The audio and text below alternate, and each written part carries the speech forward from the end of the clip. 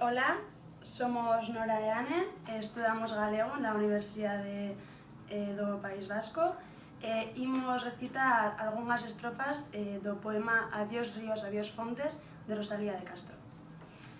Adiós ríos, adiós fontes, adiós regatos pequenos, adiós vista dos meus ollos, non sei cando nos veremos.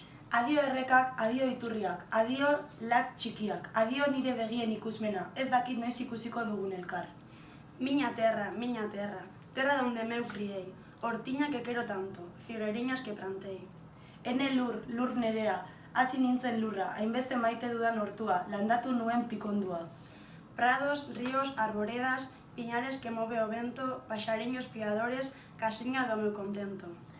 Bezaleak, errekak, zuaiztiak, haizeak mugitzen dituen pinudiak, txoritxo errukiak, nire postasunaren etxekoak. Muiño dos castañares, noites claras do luar, campaniñas timbadoiras da igrexiña do lugar. Gaztainonduen arteko errota, ilargiaren argiko gauak, timbratzen duten elizak, bertako elizakoak. Amoriñas das silveiras, que eu lle daba o meu amor, caminiños entre o millo, adiós para sempre, adiós. Zazietako mazustak, nik maitasuna ematen niona, hartazoroko bideak, adio betirako, adio.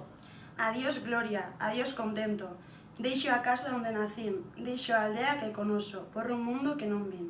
Adio eintza, adio postasuna, jaio nintzen etxea, nire herri txikia utzi, ikusi ez nuen munduagatik.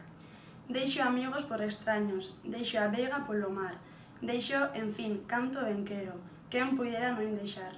Ez ezagunak direlako usten ditut lagunak, itxasoagatik ibarrak, hitz batez, maite dutena, utzi ahalko ez banu. Adiós tamén, queridiña, adiós por sempre quizáis. Dígoche este adiós chorando desde beiriña do mar. Adio ere maitea, adio betirako agian, adio hau negarrez esaten dizut itxasertzetik. Non me olvides, queridiña, si morro de soidás, tantas leguas mar adentro, miña casiña, meu lar.